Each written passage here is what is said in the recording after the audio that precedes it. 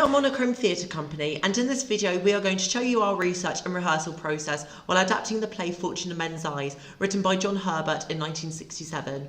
After recently watching the BBC series The Moorside, based on the story of Shannon Matthews, we became inspired by the genre of crime.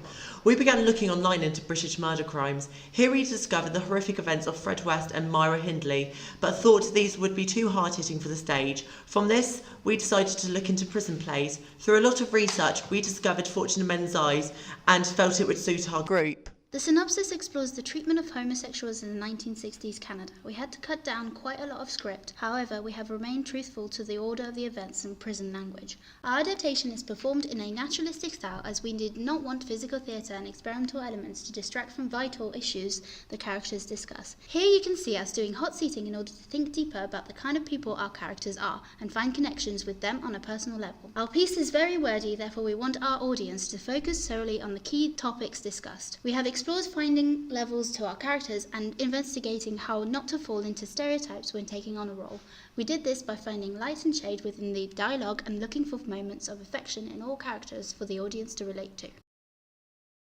We organised our tech and design elements at an early date in order to ensure we had everything we needed well in advance. We ordered and bought all the costumes as well as making a detailed props list and ticking off everything we had. Annie set to work on organising our lighting and sound elements. She arranged meetings with Brian and made clear scripts for our tech people to follow on the night. We also ensured our lines were learnt well in advance. When dealing with such a complex script, we wanted to make sure we were off book as soon as possible so that we could focus on what the lines were saying.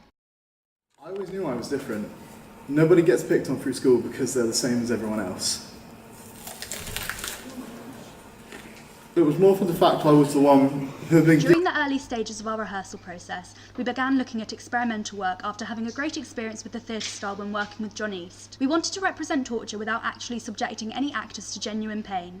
We did this using the 5 senses and manipulating them to create discomfort, as can be seen by Lee eating the onion while reading this moving monologue. Unfortunately, we did not include experimental work in our piece as we felt it was too random alongside our naturalistic script. Hands on my satin smooth body. I'd as soon have syphilis. No shit. Any relation to gonorrhea? Cut it! Let's have a little common courtesy. As well as directing, we also had to choreograph Lee's Christmas concert number. As a non-dancer, we wanted to make sure Lee felt comfortable and confident with the dance moves. Therefore, we carried out intense rehearsals and run-throughs to make sure he knew what he was doing.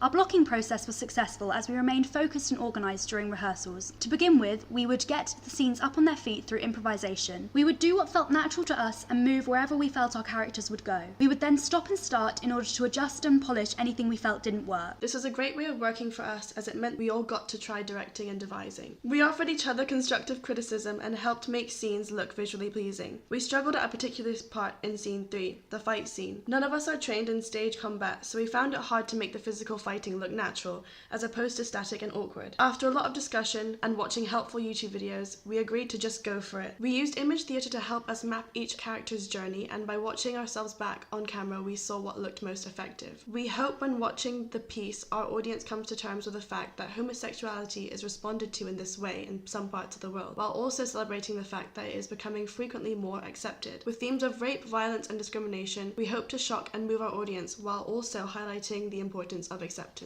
Our organisation and commitment to the project has been brilliant, and we are all pleased with how well we have got along as a group. We rarely had disagreements, and we were excellent at listening to one another and logically taking on board everyone's thoughts and opinions. We have become a lot more willing to explore, and we now take our time trying new things. This has also helped us to bond as a group and have more fun during rehearsals. We have been lucky with how well we have collaborated with one another, and we hope that our final piece reflects the hard work and fun we had while creating it.